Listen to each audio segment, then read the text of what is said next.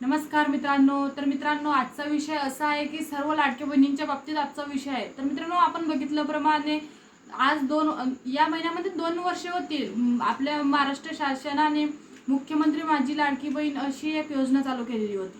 सर्व लाडक्या बहिणीमध्ये खूपच आनंदाचे वातावरण निर्माण झालेले होते की सर्व लाडक्या बहिणींना आता 1500 रुपये एकूण मानधन मिळणार आहेत.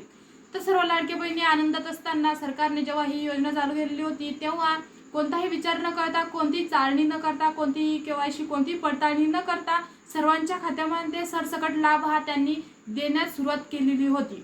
परंतु मित्रांनो, आजची परिस्थिती अशी झालेली आहे की 1 लाख नव्हे, 2 लाख नव्हे, तर एकूण 92 लाख लाडक्या बहिणी ह्या ई केवायसी किंवा काही कारणांमुळे अपात्र झालेल्या आहेत. इतक्या महिला अपात्राचे कारण काय असू शकतात? तर मित्रांनो, आपण जाणून घेणार आहोत की काही लाडक्या बहिणींच्या घरामध्ये दुचाकी गाडी असल्याचे कारण किंवा काही लाडक्या बहिणींचे वार्षिक उत्पन्न शिल्लक असल्यामुळे त्यांनी लपवलेलं होतं या गोष्टी.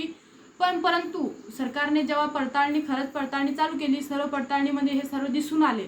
काही वार्षिक उत्पन्न कोणाच्या घरातील सरकारी नोकरीवर आहे तरी पण ते लाभ घेत आहेत.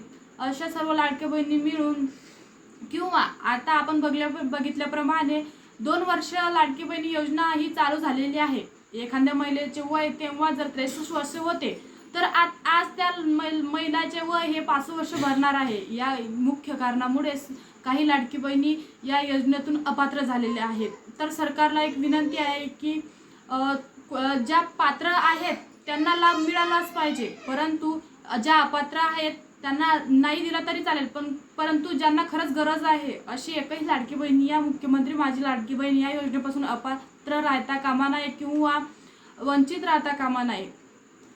काही लाडक्या बहिणींची ई केवायसी पूर्ण झालेली नाही, काही लाडक्या बहिणींची ई केवायसीमध्ये त्रुटी आढळल्यामुळे तारीखही निघून गेलेली आहेत. अशा लाडक्या बहिणी खूप साऱ्या राहिलेल्या आहेत. तर सरकारने ई केवायसीचे ज्या लाडक्या बहिणी खरंच पात्र आहे, ज्यांना खरंच गरज आहे, अशा लाडक्या बहिणीसाठी एक नव्याने पुन्हा संधी देण्याचा प्रयत्न करावा आणि ज्या लाडक्या बहिणी अपात्र आहे त्यांना अपात्र ठरवलेले आहे. तर मित्रांनो, ज्या माहिती जास्तीत जास्त शेअर करा. माहिती आवडल्यास व्हिडिओ लाईक करा, चॅनलला सबस्क्राईब करून घ्या.